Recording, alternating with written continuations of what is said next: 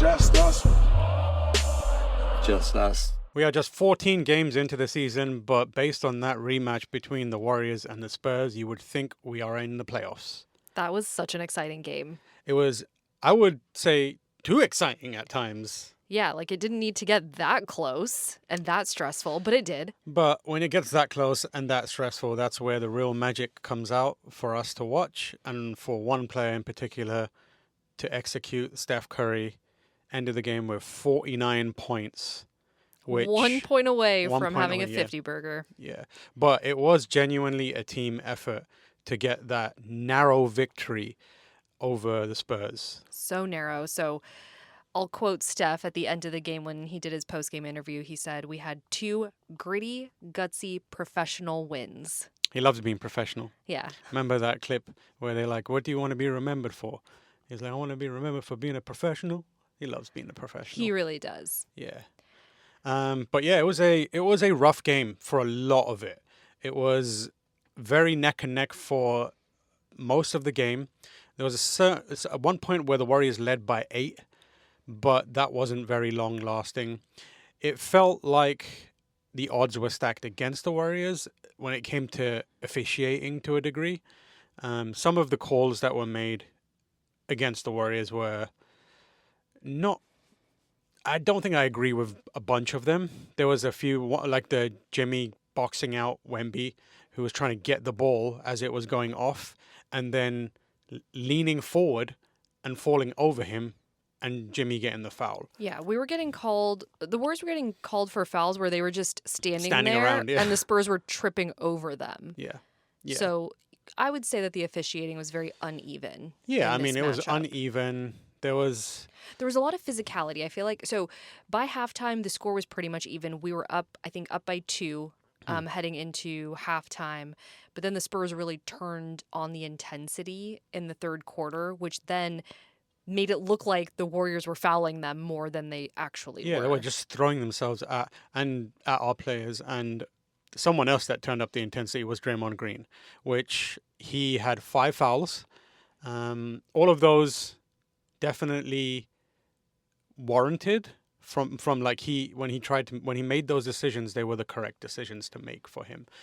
So although he had 5 fouls, they were useful fouls. Yeah, he still had the defensive assignment against Victor. I'm going to call him Victor, not Wemby, because I feel like he should just be called Victor. Victor, yeah. And you could tell that he was doing a really good job, because there was one moment where someone did a lob or a 3-pointer that missed, and then Wemby just kind of like barely jumped, just kind of like grabbed the ball and put it in the net, because he's taller than the net, basically. Yeah. And then just was popping off in Draymond's face. And the only reason you do that in front of Draymond is because you are frustrated that Draymond has been stuffing you and pushing you around. And that's exactly what he was doing to Wemby. There were more than a few times where Draymond and a couple of others, like Will Richard got a block here and there, GP2 had a block. You could tell that Wemby wasn't being allowed to play the game he wants to play. He was still played well, shot threes, got the rebounds, got the, dunks, got his alley-oops in, but it was an uphill struggle for him. Yeah, I'd say the turning point was in the fourth quarter. After Draymond picked up his 5th foul and things got chippy, Steve Kerr got a technical because he was really riding and, fighting for the team. Yeah, that was after the Jimmy foul. Where exactly. After that, Steph went on a heater. Yeah. I mean, he had some amazing shots. Some good sellies too. He was doing some wild, like, wavy two-man shit with his arms constantly. And, well-deserved. I mean, he can do whatever celebration he wants. He was having fun with it. He was. He should have done the night after. So basically, the way that we won was on Steph's free throws. You can't do a night on a free throw. I know, but you also can't do a night on a foul. I know. Well, I feel like the last 4 minutes of the game were really interesting because obviously the Spurs were guarding Steph, making sure he didn't get the ball, which left GP2 open. He made 2 3-pointers after missing a lot of threes. Not just in this game. In the entire season, he's been missing threes, which is interesting because GP2 is not a pinpoint sharpshooter, and no one expects that from him. However, in the last season especially, anytime he got the ball and was on the wing with a 3, he was sinking it more often than not, which was, I think, where the expectation came from that he should be able to shoot threes consistently. And he should, but it's not his specialty. It's not his go-to. Yeah, So he so had some good defensive. He actually had the last play. He was playing defense on De'Aaron Fox. So it's 6 seconds left. The Warriors were up by 109 to 108. And De'Aaron Fox got the ball with GP2 guarding him. at 3-point range. Yeah. And he shot it, and GP2 went up and down perfectly, changed the shot just enough for it to rim out, which GP2 has had a rough season so far. You can This tell, made up for it. I don't know if it made up for it, but I think the thing that I like is he doesn't let it get to him. He knows he has a role to play, and he like everyone says, like, you just parachute him into a game and he will do his best. He might, overextend and foul on a three a bit too regularly, or accidentally foul, but kind of you have to expect that when you give him the assignment of being in there and being a spoiler and just kind of getting in people's faces and agitating them defensively, you have to expect that he is going to kind of overplay sometimes, and his hands are going to go into spaces where they shouldn't be, and get fouls accidentally. But that's kind of par for the course for what he's trying to do, which I think is why Steve Kerr isn't always mad at him. But yeah, that he was great. I'm surprised. I'm actually surprised on that last play that the Spurs didn't go to Victor. I told you it was a bit too obvious. I think the play. I think there's 2 plays before it. The Warriors very quickly collapsed 3 people on Wemby in the corner the moment he got the ball. So I think they probably thought if he gets the ball, they're gonna shift over to him and like trap him. So under those conditions, you probably want to give it to De'Aaron Fox, who is pretty good in the clutch He's as a well. clutch player, yeah. Yeah, so I think it was probably the right decision, and It was actually a good shot. it was a great shot. Yeah, Almost went in. he almost went in. Yeah. Yeah, it was very much like the thing that impacted it had to have been like marginal. It could have been like GP2's pinky was in like his view or something like that. That's how precarious it felt. But the win is a win, and it was a intense, heart-pounding game. Pods played poorly for most of the game, in terms of his shooting ability. He missed a couple layups. He missed most of his threes. But then in the fourth quarter, he started to get it going and started making a couple threes. Pods and GP2, I think, rescued the game. And then Steph, Draymond, and Jimmy, Steph primarily, but Draymond in his defense and Jimmy in his driving to the rim, they kind of like resolved it for us. So I think everyone had a part to play. QP had a great block at one point. Al Horford was blocking really well. So the team has been talking about trying to find their identity. I think they might have found it. I think so. Yeah. Yeah, in this gritty win. Ironically, the identity is playing like the Warriors always have. Yeah, kind of messy, chaotic, but finding a way to get it done at the end of the day. A win is a win. I'm going to take it. I was very nervous for pretty much the entirety of the game. Yeah, I had to do my stand-up You had dad to stand, mode. yeah, Hands behind hands my behind the back. Yeah, Yeah. That was swaying back but and also my forth. legs were hurting. I needed to stretch them because I was like sitting down for most of it. Yeah, and I was like, my heart was pounding. I felt kind of like dizzy because I was just, it was over. I was overheating. Yeah, one of the cats got scared and ran away because we Yeah, because we were were popping screaming off at the so TV. much.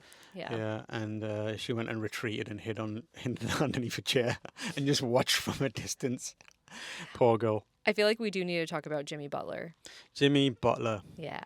What a guy. He was 7 for 14, 7 of 8 on his free throws. Ended the game with 21 points on 35 minutes. Yeah. So he's a regulator, and he is good at he's good at snatching momentum away from a team, which I think is very, very, very important against a team like the Spurs and other major teams like OKC, and I imagine Timberwolves are like that as well. He did that to them end of last season. And yeah, so I think that he came in and he was regulating in the way that we needed to him to. A few of the layups, I think this would have been a much less stressful game if we were making the layups. early first quarter and some of second quarter, we had so We many. missed so much. It was very frustrating to watch. I'm Yeah. sure the players were equally frustrated. Yeah. They just couldn't buy a bucket. If those went in, it wouldn't have been close. Right. But that's the way the cookie crumbles. It is. It is. But there you have it. An exciting game. Feeling a bit breathless, but it was a good game. A feel-good win. We can look forward to various memes of Steph being on the ground. He did a circus shot and it went in, like falling to the ground after a foul. Just yeeted it into the air and it went in. And then he was just like laughing, Yeah, mouth hanging open. mouth hanging open, like shocked. That will be the GIF or the video clip that goes everywhere. I'm sure there will be some Batman and Robin chat going around for the next couple of days, and Alfred as well. But Buddy wasn't doing the best. But yeah, a fun win, I think. Vintage, old school Warriors. More stressful than it needed to be, but entertaining because of Steph. Yes, for sure. What's next for the Warriors?